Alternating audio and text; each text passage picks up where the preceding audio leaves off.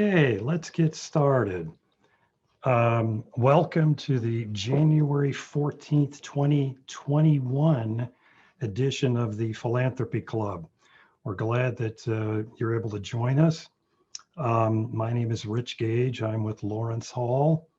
I want to thank Forefront for hosting this, and you'll be hearing from Susie Lee in a minute or two just to have her talk about their various services. I also want to thank David Off Mission Driven Strategy for being sponsors, longtime sponsors of the Philanthropy Club.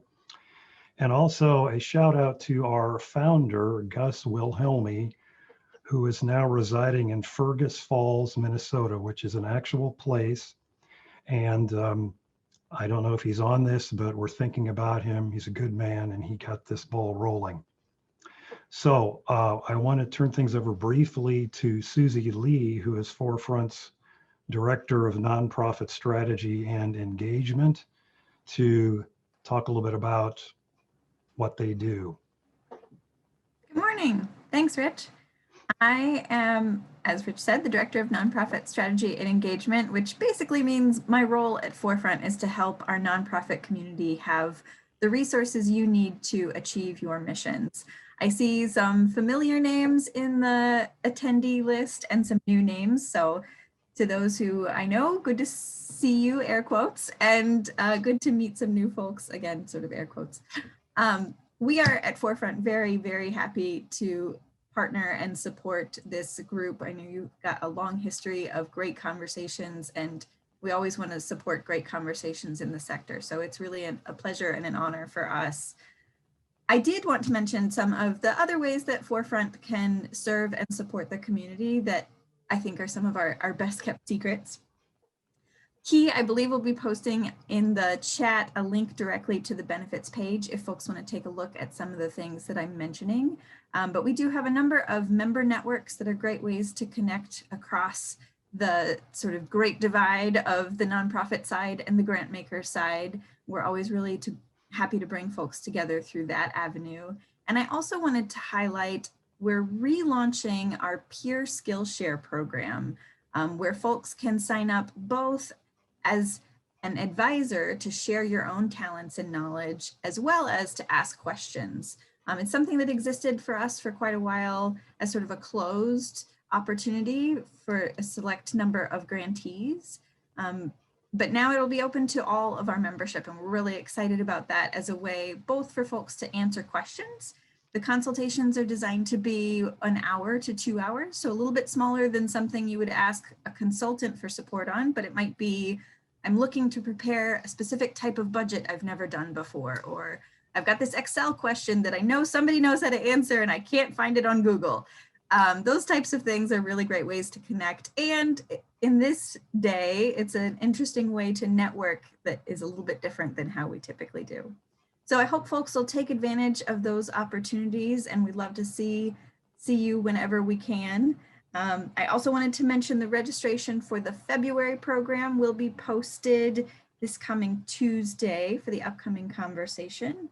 And finally, for today's conversation, just a little piece of housekeeping for anyone. We'll be taking questions mostly through the Q&A.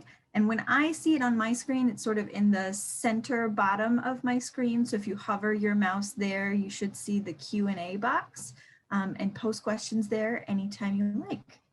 So that's all from me. I hope you all have a great conversation, and thanks again for being here. Thanks, Susie. And also thanks to Key Montgomery, who is with Forefront and is making all this possible behind the scenes, which is great. Okay, so what are we talking about today? The title, which you've probably seen, is Now What? What do you do after you've lost your job? And we're fortunate to have two development professionals who are willing to talk about this, that have experienced this, and I commend them for their courage to talk about this because it's not easy. They are Ann Morgan and Yanni Mason. And briefly, Ann is a very experienced development professional with over 20 years in increasingly senior roles. in the nonprofit sector. And Yanni Mason is currently the Senior Development Manager at Girls Inc. of Chicago, and she has over a decade of experience in the nonprofit sector. So how we're going to do this is as follows. And look at this, the agenda just popped right up, courtesy of Ann and Yanni. Thank you very much. So I'm going to have each of the speakers give a little bit of background about themselves, how they got into development. And then they're going to talk about how they got laid off, why they got laid off, and what their initial reactions were. And then they're going to talk about strategies they've used during the job search, and then do's and don'ts, which there are a lot of in job searching. And then we'll have the Q&A section at the end, which I'll facilitate. So I'm going to turn things over to Yanni and Ann, and for them to take it away. Thank you so much, Rich. Yanni and I were so excited to be able to talk about this, because one of the things, even as we were putting together our ideas of how we wanted this to look and the kinds of things we wanted to see, is just part of it is just helping all of us understand that we're in this together. There's a lot of people who, if they're not going through it right now, they've gone through it before. And so you're not alone in all of this. So my story's fairly simple, actually. I was the plan giving director for the Field Museum, and unfortunately, due to COVID-related budget constraints, was laid off along with a lot of my other colleagues. And I have to admit, it was a huge shock. Mostly I've been working since I was 14 years old, and had never, ever lost a job. There were a few where I scurried out really quickly because it was kind of a crazy place and you never knew what was going to happen next. But this was the first time it had not been my choice to leave. And it took me a bit. I went through a lot mentally. At first, it was such a shock that it took me a bit to process. But once I started letting people know that this had happened, the support that I received was absolutely tremendous, from my professional network, as well as my personal friends, my family. And of course, my father, who's 85, calls regularly to see that I'm doing okay. And do I need to change the oil in my car? Am I keeping up with car maintenance? That's very important. So these are some thoughts that Yanni Mason and I have put together just to share with you. And then it'll be a conversation at the end, because I'm sure all of you have had some things happen that you would like to share, and some insights as you've gone through this process yourself.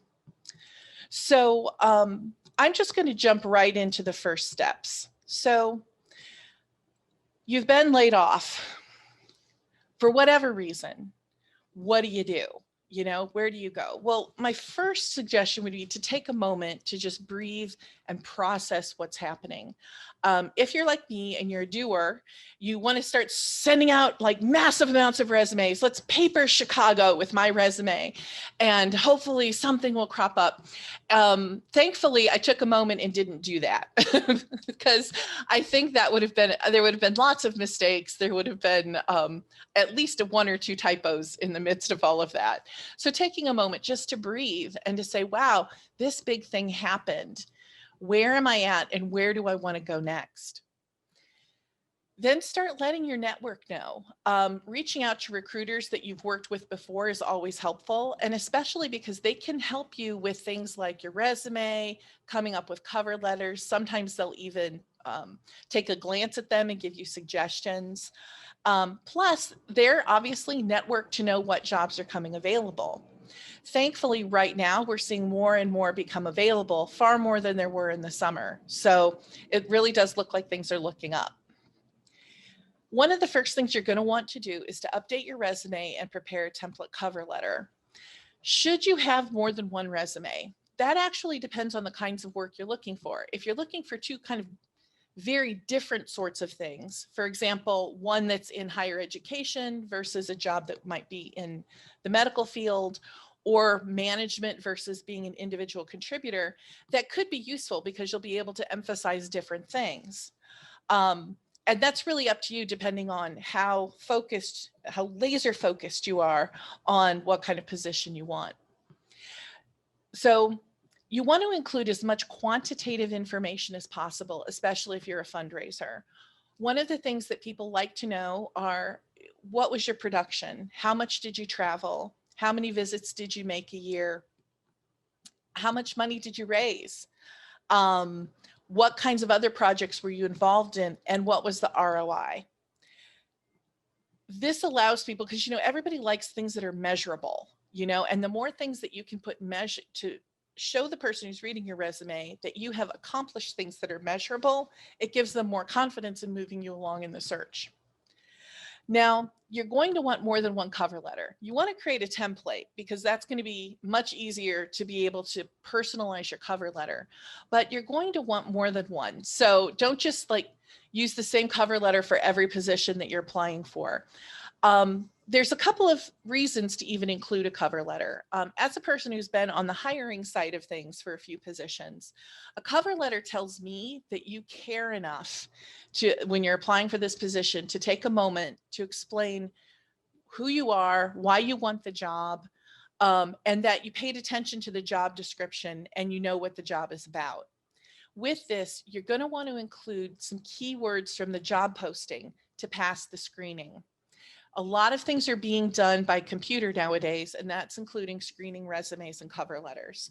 And those particular kinds of AI are going to be looking for keywords from the job posting that, if they're not in, you might get passed by for a job you're eminently qualified for, but because they couldn't spot those words in your resume or your cover letter, you don't get moved along in the search. And not even just AI, if they have, you know, a summer intern who has 150 resumes in front of them, on average, I had heard that it's like 60 seconds, 2 minutes, less than 2 minutes that a person spends reviewing a resume before deciding whether or not to move you along. So you want to make sure that you're using the kind of language that's going to grab their attention. One thing that I've started including with job applications has been a list of significant gifts I've brought in. As a major gift and planned giving fundraiser, that was a question I was getting on obviously every interview. One of the things I found that opened a number of doors that might not otherwise have been open, at the suggestion of a recruiter, was to include a list of the significant gifts I brought in, so people can see that here are gifts I brought in as a solo person, here's part of a team. Obviously, never take credit for any gift you didn't actually have a hand in. That goes without saying, but I thought, you know, sometimes you just need to specify these things. And if you were on a team, make sure you specify you were on a team. But this too, you know, shows that you're paying attention to the kind of job that you're looking for, and people care about that. A paragraph bio, that too can be important. Again, at the suggestion of a recruiter, this is something that would be slipped in with the cover letter, the resume, whatever other documents they're asking for, and it gives people a bit of a snapshot as to who you are. Obviously, you don't want to get super personal about this. They don't really care if, you know, you're a cosplayer, but they do kind of want to know, you know, do you enjoy living in Chicago? Do you like your work? What do you like about your work? Obviously, keep it as professional as humanly possible. References in a reference letter. If your supervisor was happy with your work, I would suggest going back to them and asking if they would provide a reference letter that you can provide with applications. This means so much for people who might not know you very well or know you at all, but to have a former supervisor say, I would hire this person again, means the world to somebody. Those are the kinds of things a hiring manager loves to hear. And of course, whenever possible, include your references. And of course, update your LinkedIn profile. Yanni's actually going to go way into some really cool ideas with that, but this is part of getting your search started. A lot of things happen on LinkedIn right now, and so you need to be fairly proficient in LinkedIn. So you've got some of the bases covered. What do you do after that? You got your resume, you got your template cover letter. What happens after that? Well, before you start launching your resume out into the universe, really think through the kind of position you want to be able to move into. One of the things that a mistake I made early on was that I applied for any position that I thought looked remotely interesting. And so I got a lot of interviews out of that. It's really hard at the end of that, when they've chosen you to be their person, to say, as we've moved through this process, this really isn't quite the right thing for me. And especially when it's a great organization, you think they click, and then you kind of feel a little bit bad. So unless, of course, you are willing to take absolutely anything that crops up, I would suggest really think about what is it that you want to move into. So you want to think about things like geographic location. Do you want to stay in Chicago? Are you open to moving? Do you want to work remotely? Are you willing to work remotely? Those are all things that go into apply, just thinking about the kind of jobs you want to apply for. What kind of organization? Now, this was actually something I had to put a lot of thought into, because I've worked for a number of different organizations. I've worked for social service agencies. I've worked for small Catholic colleges. I've worked for enormous state universities. And of course, my last position was in arts and culture with the Field Museum. And I've loved each job I've had for various reasons. And so to stop and go, okay, where do I really have a flow state? What are the things that I really jive with? And I realized that I really enjoy working with organizations that have a natural culture of intellect. So things like the Field Museum, things like higher education, where, hey, there's a lecture on something really obscure about brain development. I can go to that. Those are the kinds of things that I think are fun. So that too started narrowing down. Me at an art museum, as much as I would love the art, I don't know that I would enjoy being employed there as much. And I'm not saying that because I'm a member of an art museum, right down the street from me. Nothing about art museums, but it's just about personality and fit. And then what kind of work do you want to do? Do you want to keep doing what you've been doing? If you want to make a change, this could be a good time to make a change. One thing to be aware of is that there are a lot of people out of work right now.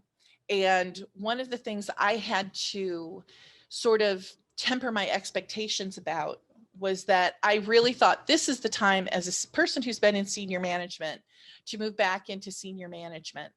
Well, there are a lot of people in senior management looking for senior management positions right now.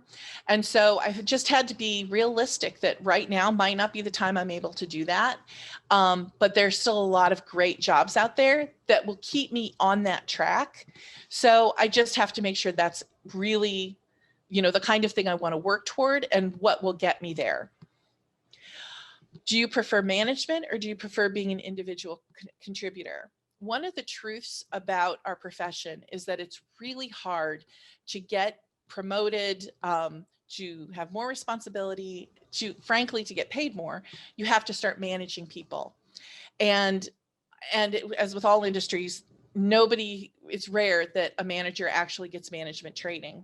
So you have a lot of wonderful individual contributors who are suddenly thrown into management, and that may or may not be where you really want to be. So that definitely is something to consider. And I think as a profession, fundraising, we all really kind of need to think about, okay, how do we help individual contributors continue to excel at what they're good at without forcing them to take on things that they're really not good at and can actually screw up an organization if they're doing that. The next thing is let your network know your preferences. So as soon as I started telling people, okay, I'm looking for work, mostly my family, much less my professional colleagues, but I would get every random fundraising job, part-time, telephone calling, selling symphony tickets, things like that, which, that most of those were not things that I really wanted to do. So I had to be specific with my family. Okay, this is the kind of work I do, which nobody understands because it's planned giving. And so, I'm still getting a lot of those emails, but I'd rather get those emails than not get anything. So it's okay. Looking at job boards and internet searches. So of course, with job searching in 2021, you are using the internet. There are a lot of different kinds of job boards, and I've popped up a few of them. I have used all of these on different occasions. If there's an organization I'm particularly interested in working for, I go to their website specifically, I will fill out their online application, and then put in, these are the kinds of jobs I'm looking for, just in case something happens to crop up there and I don't already have somebody I'm networked with who works there. The other thing would be, if there's an organization I want to work for badly, to network with people who work there so that you kind of have an inside ear on what's going on. But we're talking about the internet right now. So with job boards come this really fabulous thing called a search agent. Higheredjobs.com and both the Chronicle of Philanthropy and Chronicle of Higher Education have really good search agents. LinkedIn has a really good search agent. You want to cast a pretty wide net at first, mostly with geography and keywords. So if there are places you really don't want to work, make sure those aren't included. Or if there's a place where, you're a Chicagoan, you're going to be in Chicago, then make sure that says that, or you're going to be getting all the ads from North Dakota. You're also going to want to use some broad keywords in order to narrow down the search. Now, I'm saying cast a wide net at first, because this being computers and human beings interacting with computers, you'll see something like a job that's based in Texas, but the recruiter's based in New York. So it's showing up as a New York job. So within these electronic job postings. So you are going to every once in a while just not rely entirely on the search agents, but go in yourself and take a look at what all's out there. So then we go to applying online. You're going to be applying online. This is just a fact. And one thing you want to remember is that with your resume, your cover letter, any documents, you only want to use the PDF format.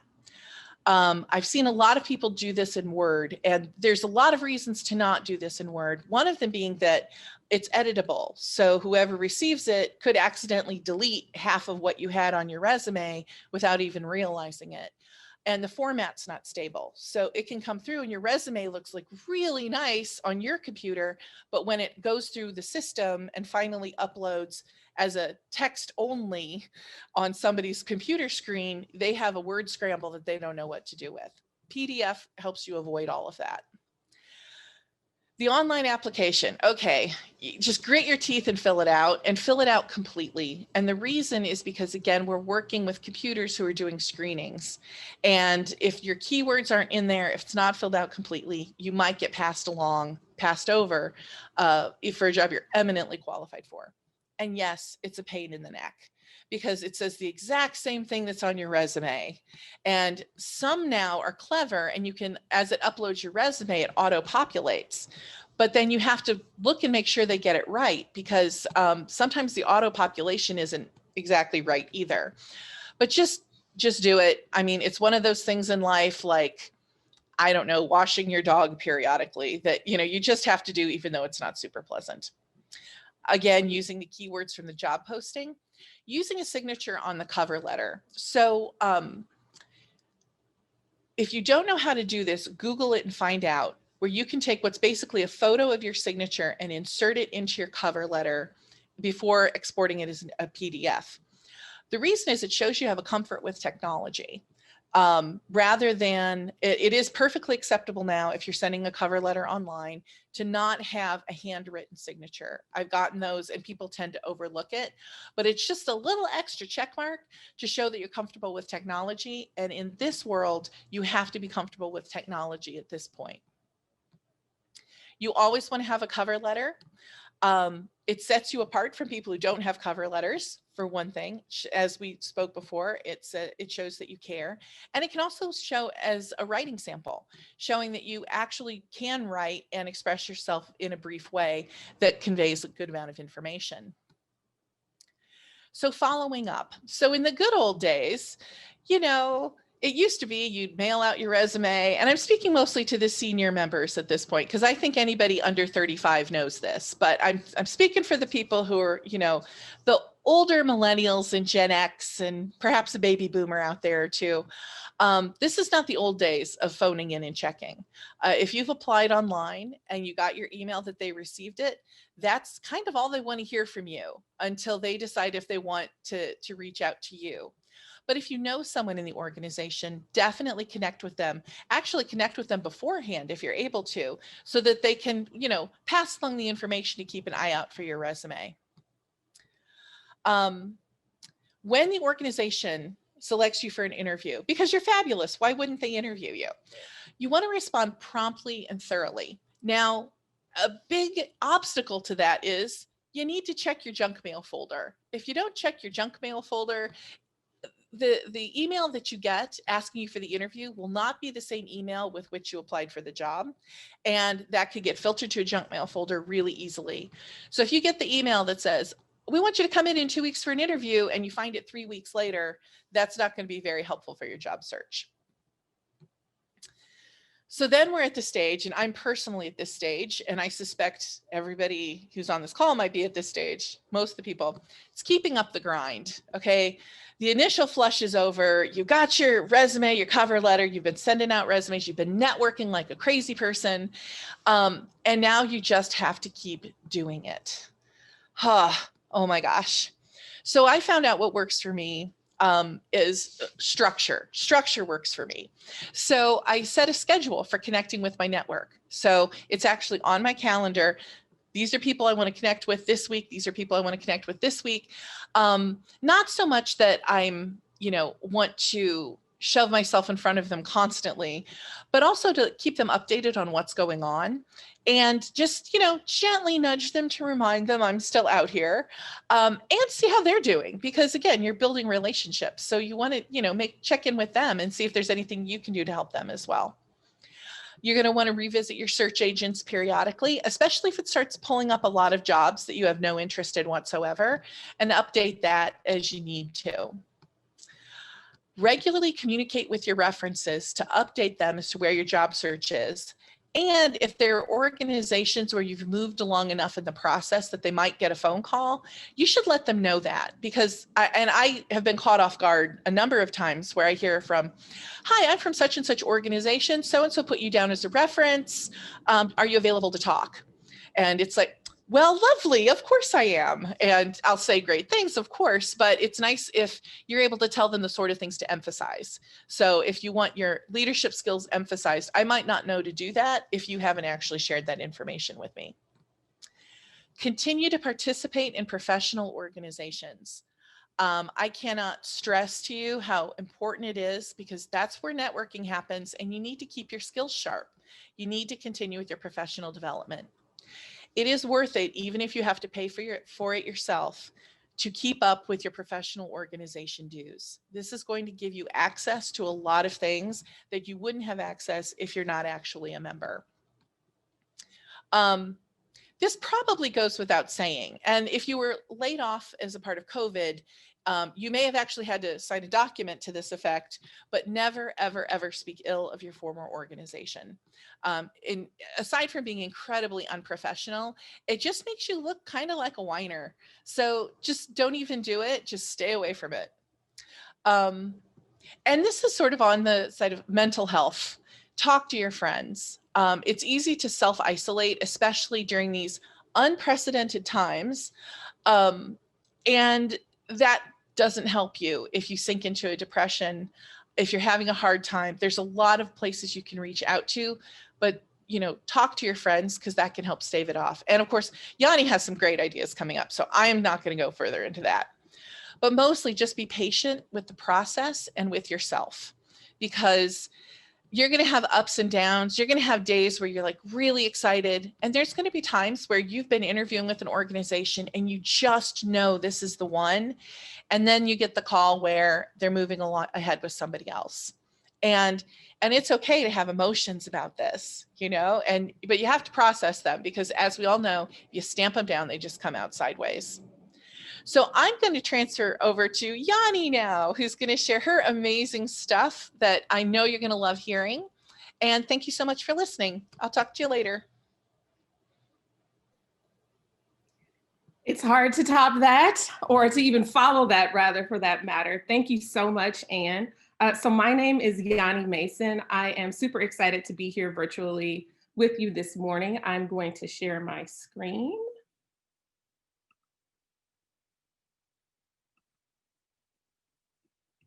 and I will make it. Oh, sorry, give me 1 second.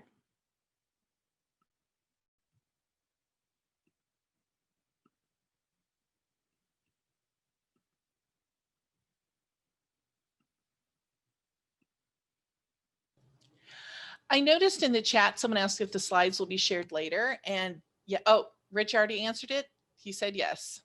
Oh, explain what search agents are.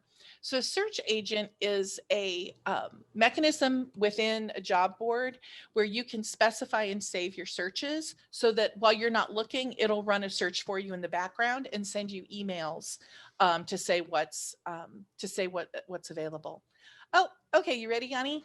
Yes, I am. Okay. Sorry about that. Bye again. Thank you so much, Anne. So it's been a pleasure listening to Anne and just revisiting, everything that I went through throughout this process. So first off, I want to go back a little bit and share my story, what happened with me.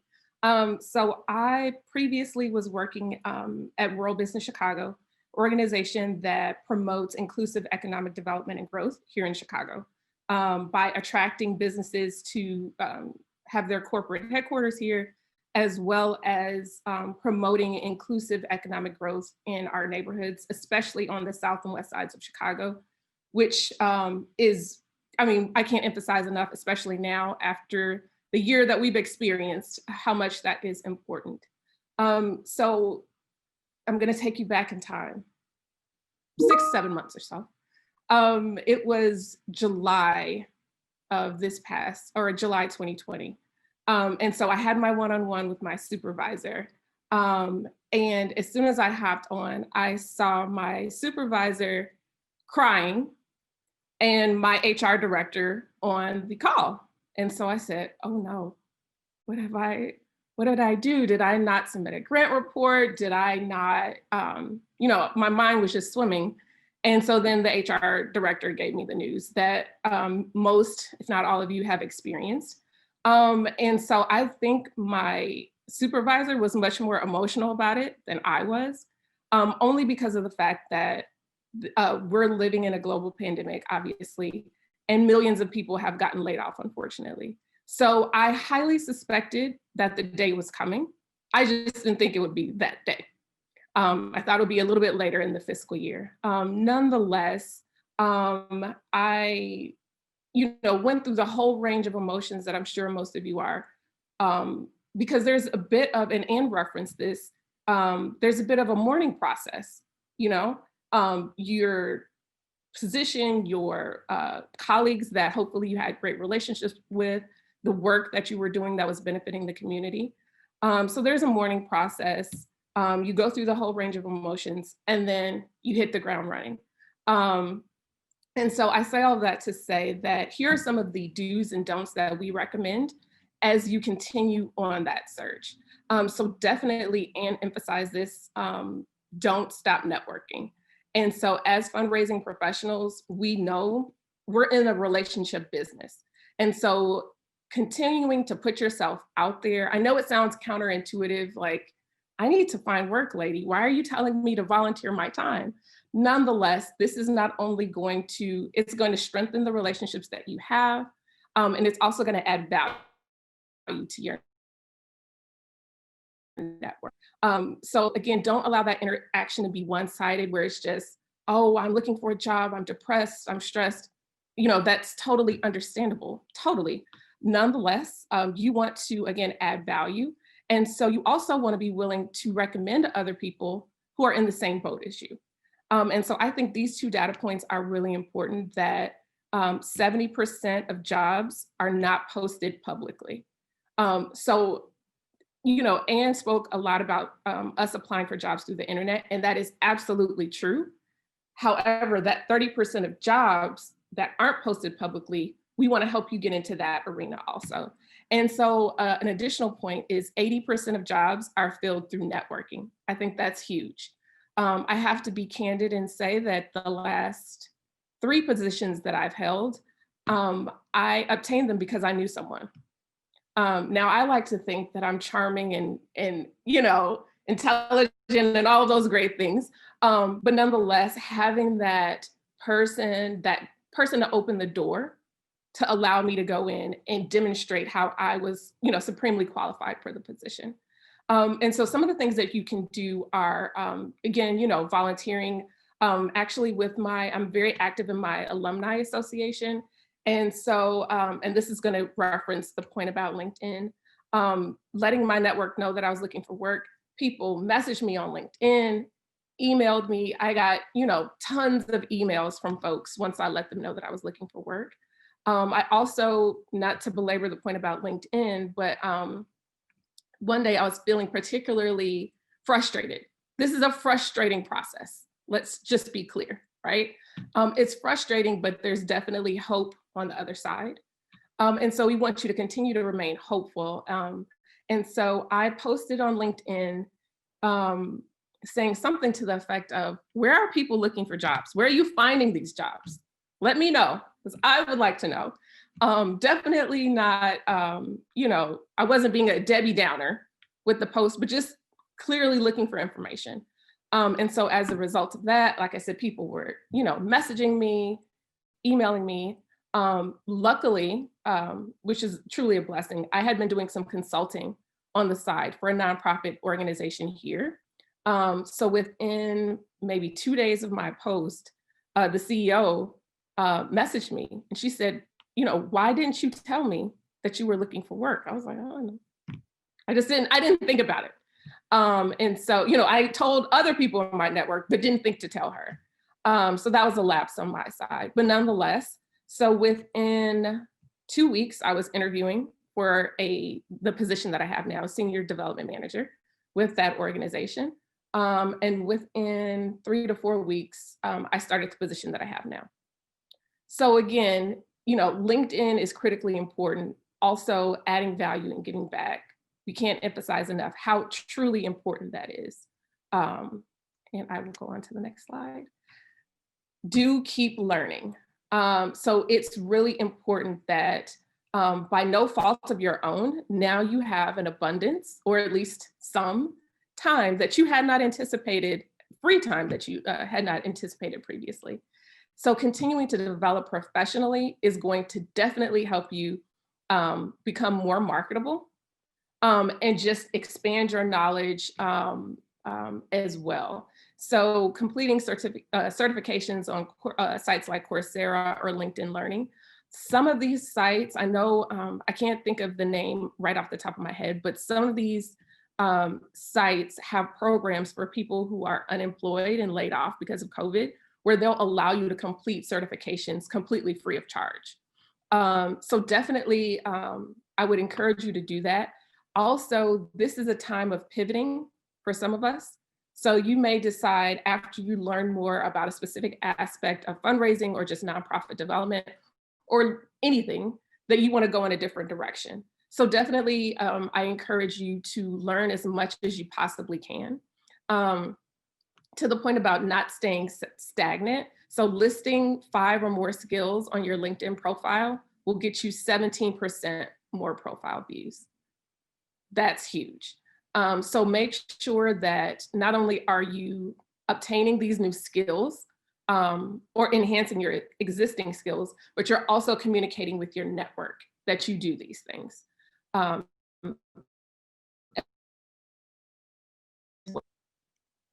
Self-care, cannot emphasize enough how important it is, especially in a global pandemic. I mean, obviously, to practice self-care. So you want to create a routine. So I don't want you to just, okay, this one day is going to be my self-care day and that's it. It's a continual process through which you're taking care of your emotional, spiritual, and mental health care needs during this time. If you are not feeling your best in any one of those areas, you're not going to be of service to your friends and loved ones, and definitely not going to be of service to any other organization as you re-enter the workforce. So it's critically important that you practice self-care. And then also know that this time too shall pass. So this is a temporary condition. It's not going to be permanent. So just keeping in mind excuse me, keeping in mind that you have to really, it sounds mushy, but love yourself and be kind to your mind, actually. So I read an article on Forbes a few weeks, or was it December. Sorry, the days are running into each other now. It was on the 4 spokes of life. And so the 4 spokes are family, work, self-care, and play. So I kind of thought about the metaphor of a car also, because the cars, we know, typically cars have 4 wheels. There may be exceptions, I don't know, but typically cars have 4 wheels, right? And so as we all know, for those of us who have cars or have driven a car, if the tires need to be rotated, you have to take it in for service, right? If a tire is flat, the car is not going to operate properly. So I think about the 4 spokes of life in that same regard. If in any one area, whether it's work or family or self-care or play, if anything is off balance, you will not operate properly. You will not be the best version of yourself. So definitely develop a self-care routine that supports you. And definitely I encourage you to include physical activity in that as possible. Because of COVID, I definitely personally would not recommend going to the gym. And I loved going to the gym, to be honest with you, in part because I would go to the sauna. And just, it was a time, it's kind of funny. It was the best part of me going to the gym, although I did enjoy exercising, because I was able to de-stress. I was able to relax.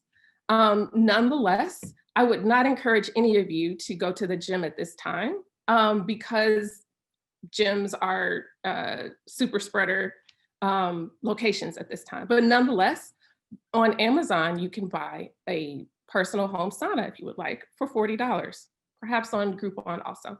But still, the importance of self-care during this time, we cannot emphasize that enough.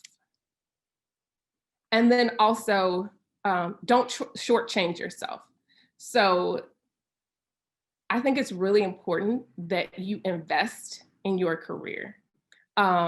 So I know you may be thinking, okay, well, she's recommending that I pay for services to help me find a job. I'm not working. Yes, I understand that. Nonetheless, this investment is going to yield, dividends as you invest in yourself, whether that's paying for LinkedIn Premium, which I had. I think it was, and someone can correct me, I think it was like $29.99 or $39.99 a month. And it was supremely helpful in helping me expand my network. So in addition to, which we've all seen, the looking for work sign that you can put on your LinkedIn avatar, LinkedIn Premium allows you to connect with people that are not already in your network. It also allows you to connect with recruiters as well. And then also we've spoken, Anne spoke a lot about the artificial intelligence, the automated systems that we're submitting our resumes to. You can hire a professional resume writer who will help you identify the keywords that you need to get past those artificial intelligence systems so that the hiring manager can look at your resume. So I definitely encourage you to pay for those services. Also, and we've spoken about this, Anne and I, yesterday, getting your professional headshot taken. Is promoting your brand, because all of us, we're a brand, right? And so the package that we present to hiring managers as we're looking for work, we want it to be supremely well polished, right? As well polished as possible. So if it's been a while since your last headshot, if you look vastly different than what's depicted, I suggest you get updated headshots. Or if you don't have a professional headshot, I definitely encourage you to get one. There are photographers here in the Chicago area who are still taking headshots during COVID and doing so carefully, safely with masks, et cetera. So I definitely encourage you to do that. And then this, I can't emphasize this enough, professional headshots or LinkedIn profiles with professional headshots get 14 times more views. So just to put it in perspective also. And right now, it's kind of funny because now that I'm working, I'm getting constantly still getting messages from recruiters. Hey, I know you're working, but do you have someone you would recommend? And then actually I can personally attest that once I posted my professional headshot, I continue to receive lots of views on my profile. So I actually I was looking the other day, and I think within the past month or so, I've gotten about 300 views on my profile. And that's because I have a professional headshot and I've optimized, for the most part, everything on my LinkedIn profile. And if funds are, of course, if you're concerned about the cost, especially of getting a photographer or even a professional resume writer, see what you can barter. So see if you have a friend within your network who's willing to take your photos or help you with your resume. And in exchange, you can offer your expertise to them.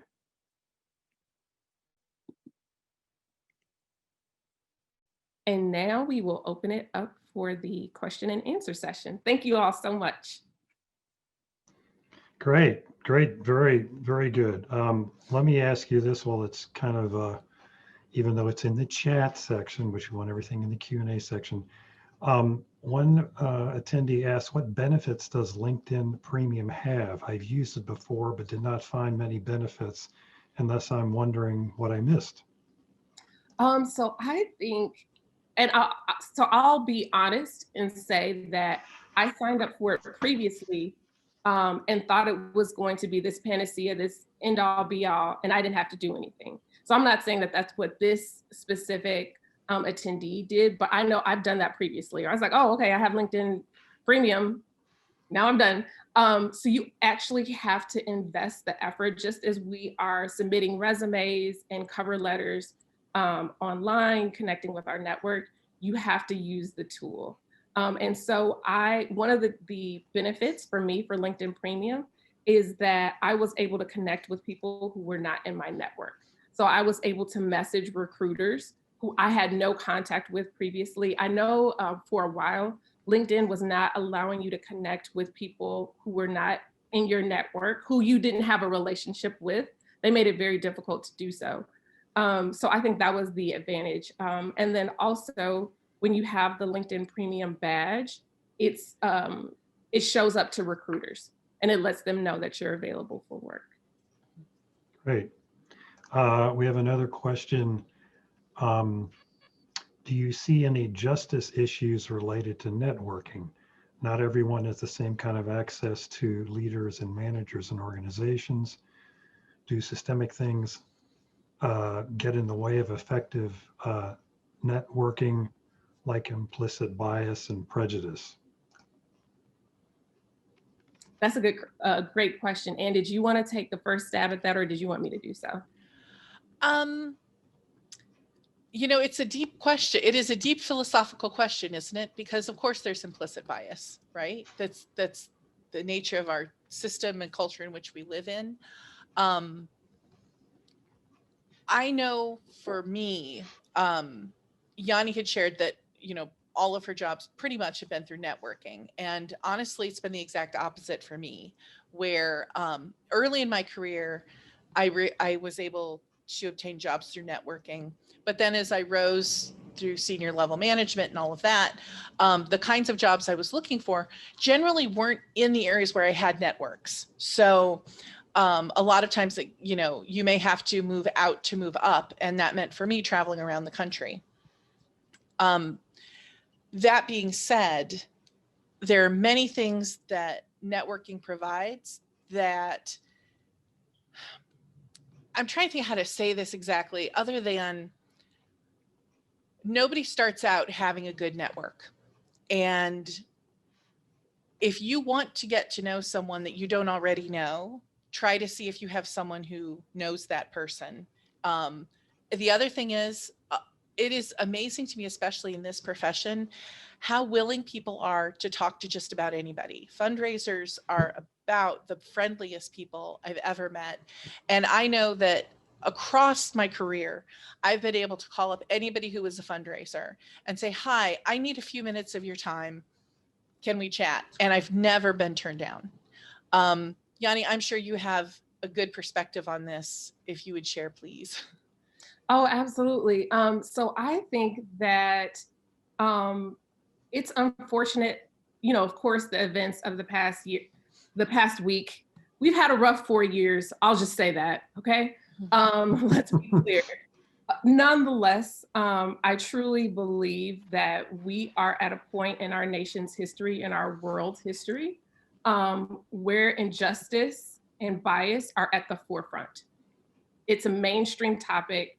And actually, within my career, I've been working full-time for the past 12 years now.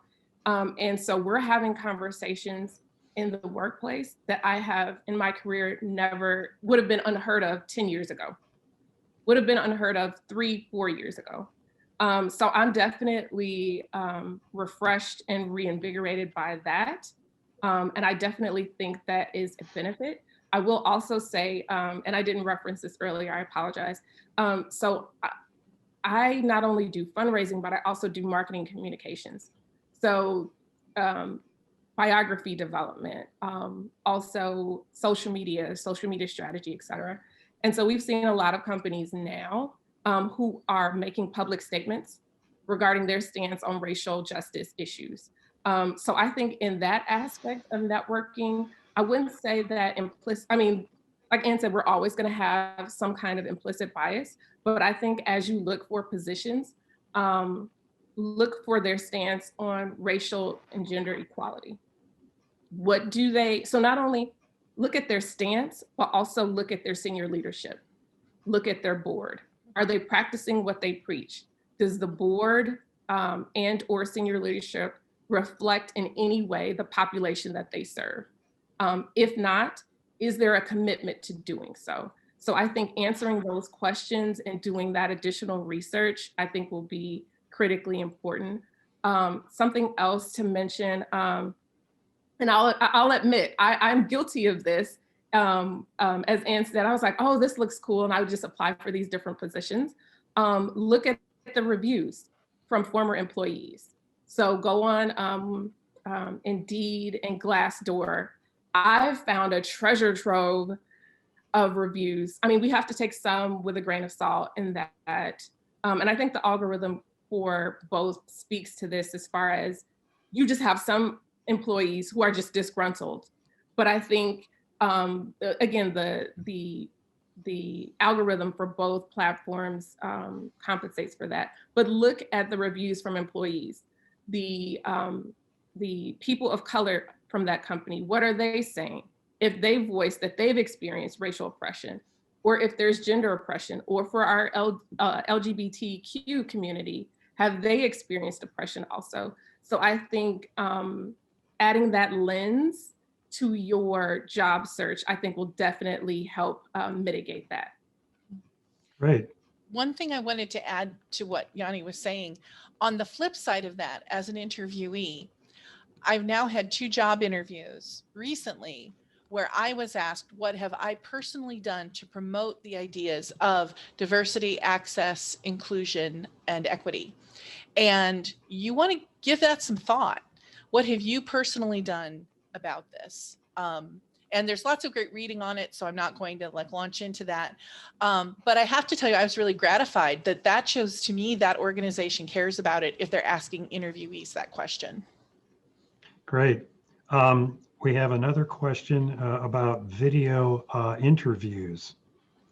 And this person wrote, I feel like all my clothes look like pajamas and a jacket comes across boxy. So, yeah.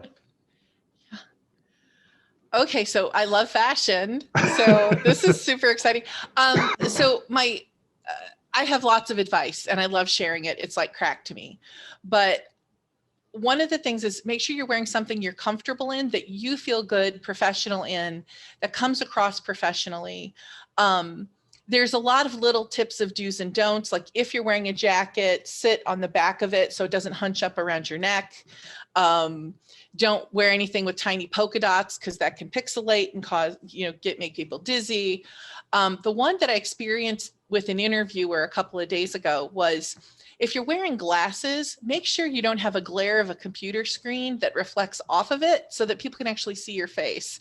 Because I spent an hour with this woman and I couldn't really tell you what she looked like, just because her face was wiped out by the glare from her glasses. What do you all think? That's an interesting question about fashion. I definitely think your point, Anne, about being comfortable is important. I suggest, so again, if you are able to do so, making an investment in yourself, as far as you can go to the Goodwill and find, a nice blazer or a nice top, and jewelry also at Goodwill, if that's an option for you.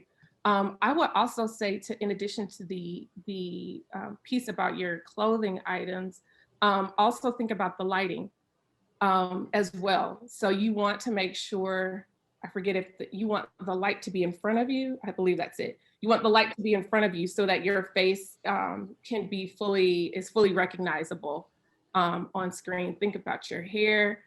For those of us who have small kids at home, I would also say we are all human, right? Put in this position where we are working with tiny human beings who do not care if you are on a Zoom call for work. They don't care. You can let them know, and they're very apologetic. So I think being, of course, you be prepared, be gracious, but also recognize that we are literally all in this together. And so previously I've had interviews where the interviewer actually, and also I've been served as a reference for someone as well, who had a small baby at home. So their baby was wailing in the background. So, I mean, we can make accommodations to try to, compensate for that, but just be comfortable and recognize that, again, this is the state of affairs for us at the moment. Great. Here's a question. What are your recommendations for someone who has a general background and looking for a leadership position? So I would recommend, this person is a generalist rather than a specialist necessarily in a specific aspect. So again, I would recommend volunteering. So volunteer and go on Coursera, go on LinkedIn Learning, get those certifications. Or even if you don't want to pursue an entire certification, just take a course. You can take courses now for, I think even Harvard, Yale, the Ivies, and just other institutions have individual courses that you can take completely free of no charge. So take those courses in the areas where you want to become an expert. So really that's what you want to do, is to become an expert in a specific facet of your industry, or learn about a vast number of things. But definitely I think volunteering will be critically important to obtain those leadership positions. Anne, did you want to add anything, or? Well, I'm not clear if this person's already in leadership, has had leadership positions, or wants to move into leadership. I absolutely agree with Yanni and every point that she made. I know for me, one of the things that has helped me launch into leadership and be a part of senior management was I took the Dale Carnegie leadership training course. And I have drunk the Dale Carnegie Kool-Aid because I love the attitudes of, developing an active curiosity in other people. And when you're in a position to mentor people, take anyone who reports to you, their professional development as seriously as you take your own. So there's like a lot of great training that you might not otherwise receive if you don't intentionally ask for it, because a lot of organizations don't tend to emphasize that, especially nonprofits where the budgets are tight. And there's a lot of great training out there. I didn't mean to name drop there, but just that particular perspective. It is harder as a person who's a generalist to move into a leadership position, in the sense that, it's, what do they call it? The Peter principle, where you're promoted to the point of your incompetence. And so if you're a really great engineer, and then it's like, okay, well, we're going to promote you so you manage all the engineers. Hopefully you've got good management skills. So I'm saying a whole lot of nothing at this point, and I really appreciate your tolerance with that. But, you know, it's a sticky thing. And I would say if there's an area you want to move into, the most important thing you can do, as Yanni said, is study up on it. Excuse me. And Rich, if I can add to that, and just made me think of something really important. If you're already working, or once you start working, excuse me, to do the best that you can in the position that you have. Mm-hmm. And so that way you will shine, and your leadership qualities, all of the positive qualities that you have in your passion and mission for the organization will shine through. So I think doing the best job that I mean, it sounds like, why are you saying that?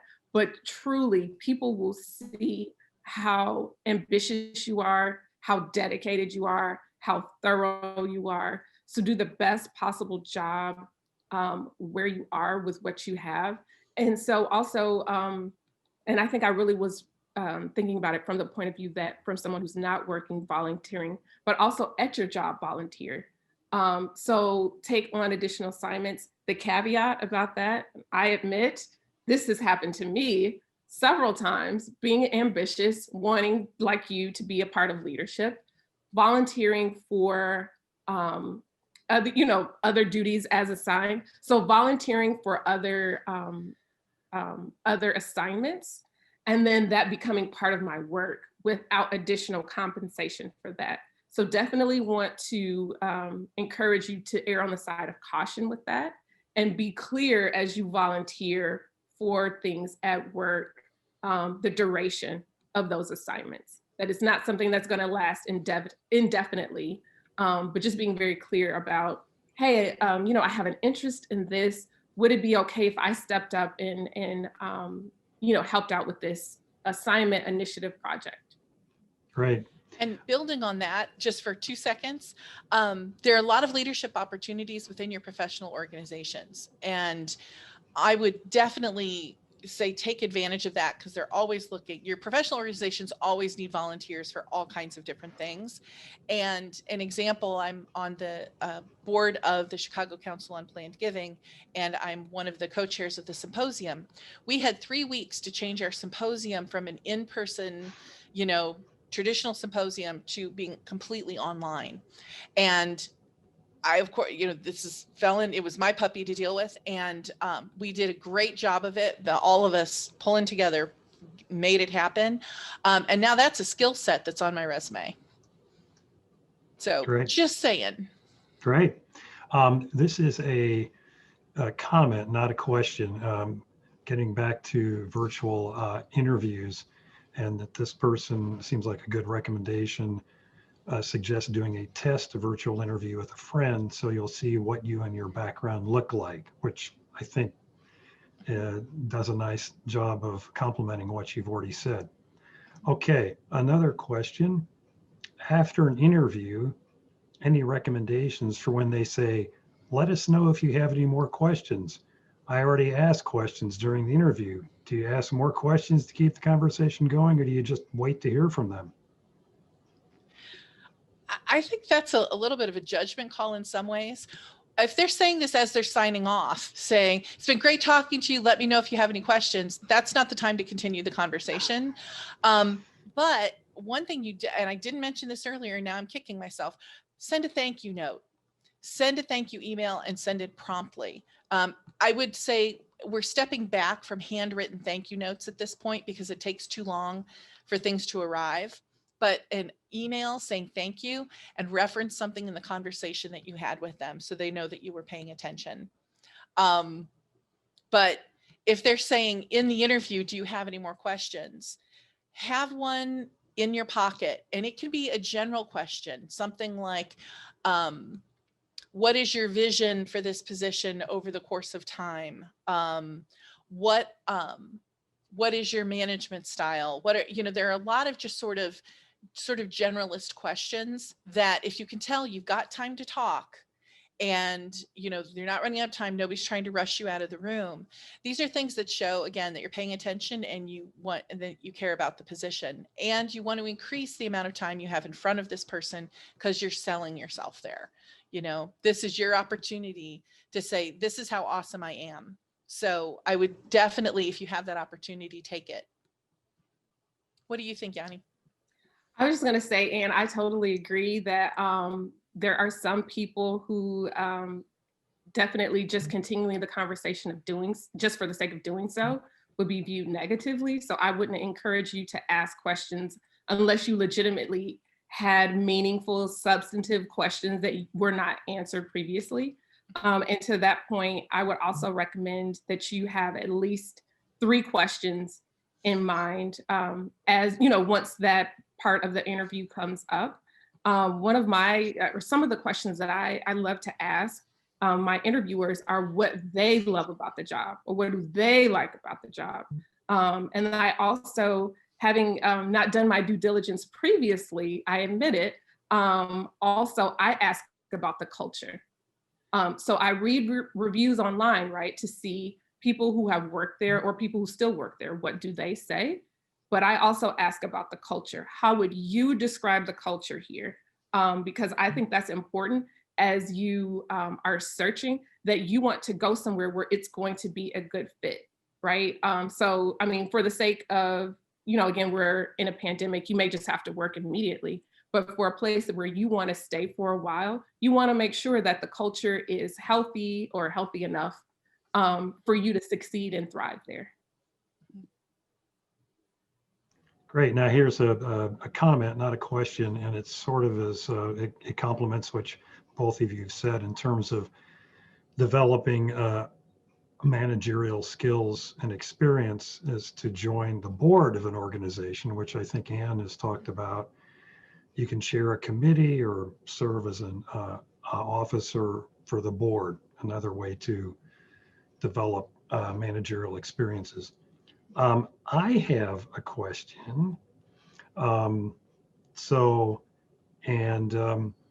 know Anne sort of addressed this, is when you are interviewing for a position, do not trash your previous employer, whether or not you want to or not, but do you have some concrete advice about how to talk about your previous experience without doing that?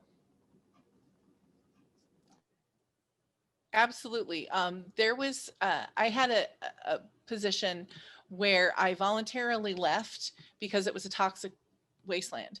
How do you talk about something being a toxic wasteland without saying that?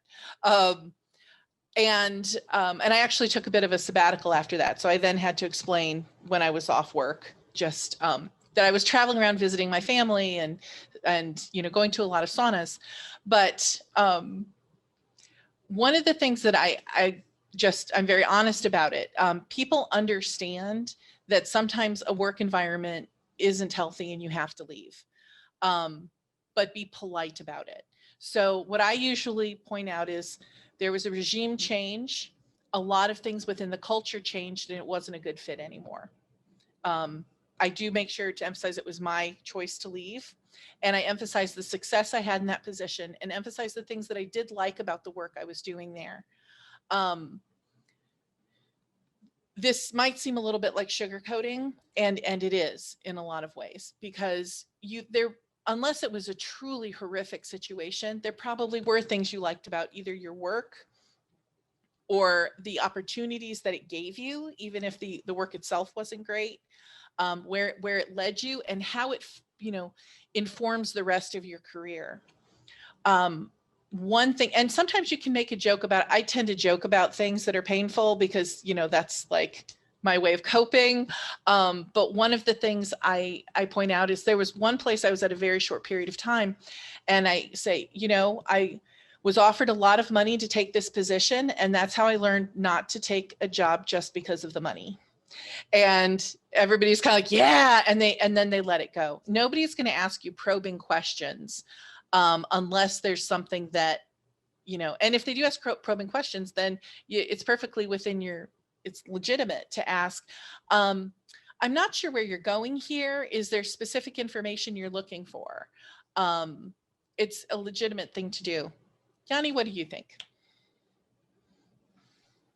So definitely have been there, done that, and as well. I definitely, I think I phrased it from being in a toxic work environment, just saying that I was looking for a position in an organization that better aligned with my professional and personal values and beliefs, and left it at that. Also, just indicated that, and there's also, excuse me, those times where you're looking for leadership opportunities, or there's just no room for growth. So I would say that as well, that there just weren't those type of opportunities there. Relative to speaking ill of a former employer, definitely would, you can't emphasize enough how important that is. So not only because I signed a non-disclosure agreement, but also it's funny that, you know, Chicago, we're the third largest city in the United States.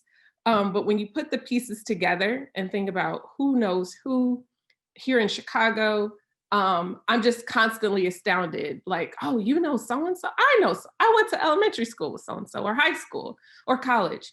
And so actually from my former employer, where I was laid off because of COVID-related budget cuts, the CEO of World Business Chicago is very well known. So she was the deputy mayor of the city of Chicago before becoming CEO of the nonprofit. And I kid you not, everywhere that I go, where I said, oh, you know, I work at, you know, when I was working there at World Business Chicago, everywhere I went, somebody said, oh, so you work for Andy Zopp. Yes, I do. Actually, one of the most obscure places that happened was at a baby shower. So a friend of mine at her baby shower, someone else who used to work at another organization with my former CEO was there. So you just never know who knows who. And also to the point about, you know, as fundraisers, we're in the relationship business. And so, you know, everybody else doesn't necessarily know the particulars of what went down at that organization. And again, you don't know who knows who, so. Great. And I also have another question, and I'll put this, let's see, how should I put this? When I've been let go after getting over the shock of that, I've tried to look at, okay, were there legitimate reasons that things didn't work, things that I could change about my skills, my performance? How, and you know, this is not something probably you want to share during an interview, but or maybe it is. How do you reflect in an honest way about how you can learn from your previous positions for reasons that maybe were maybe that it was legitimate that you got let go?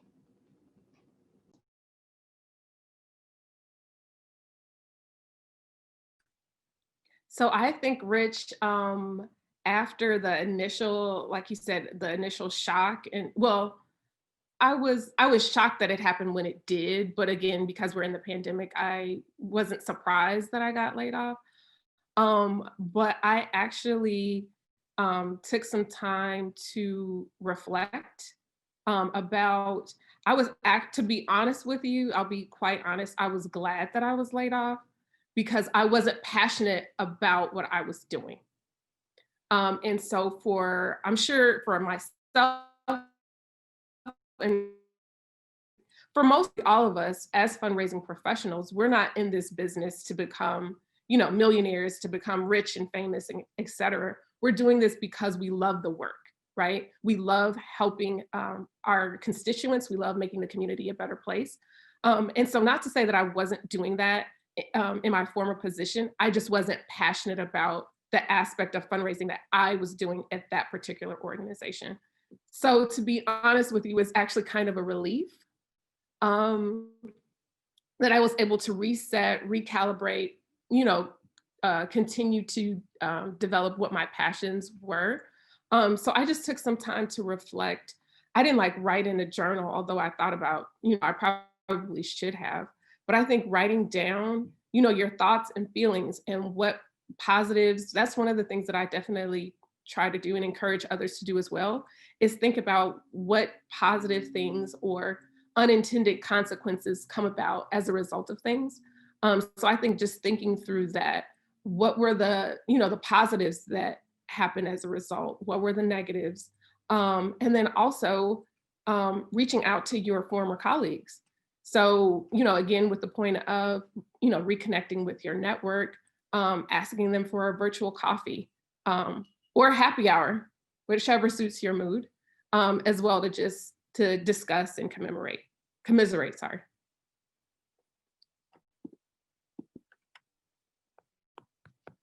Ann, you want to add anything or? Okay. Okay, well, we are close to the end of this. I don't see any more questions.